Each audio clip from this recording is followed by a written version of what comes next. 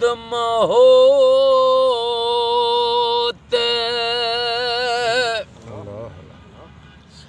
पानी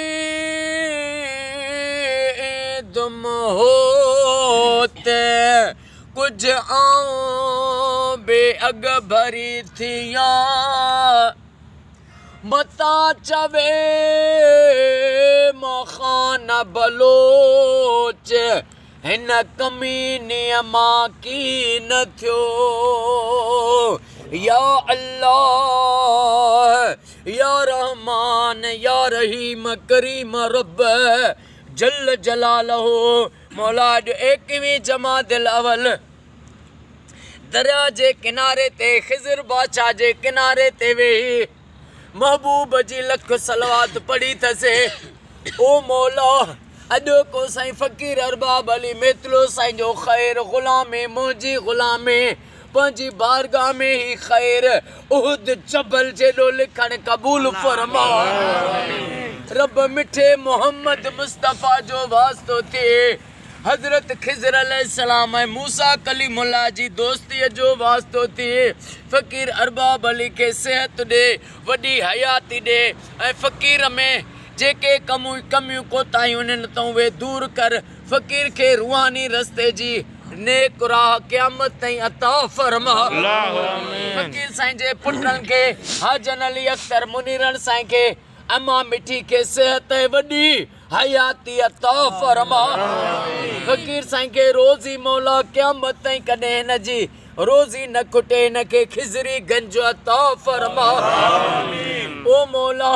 मिठे मोहम्मद मुस्तफ़ा जो वास्तो थिए कायनात जे कुल वलिन जो वास्तो थी ख्वाजा खिज़र ज़िंदा वली जो वास्तो थी मोहम्मद हाशिम सियाल साईं खे मौजज़े सां रोज़गारी नौकरी अता फरमा साईं ग़ुलाम मोहम्मद सियाल साईं खे सदाम हुसैन सियाल साईं खे क़यामत ताईं आबाद फरमा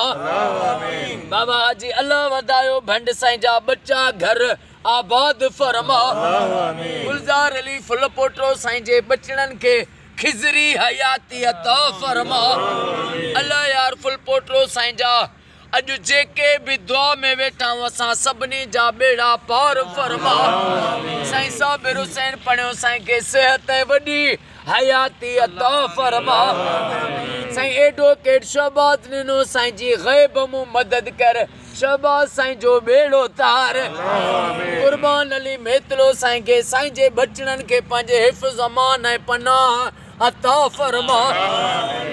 हाकिम अली रिंद बलोच साईं जा बेड़ा पार फरमा साईं इमाम दीन बलोच साहब खे इमाम दीन साईं जे बचड़नि खे भाइरनि खे क़यामत ताईं आबाद फरमा इमाम दीन बलोच साईं जे दिलनि में जेके बि जाइज़ तमन्नाऊं आहिनि रब उहे पूरियूं फरमा ओ मुंहिंजा मौला जेके बीमार आहिनि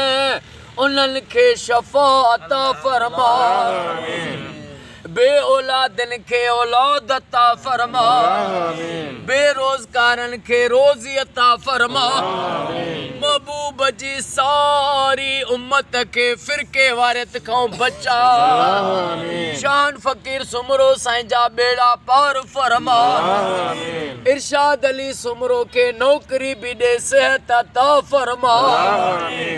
इन्नल्लाह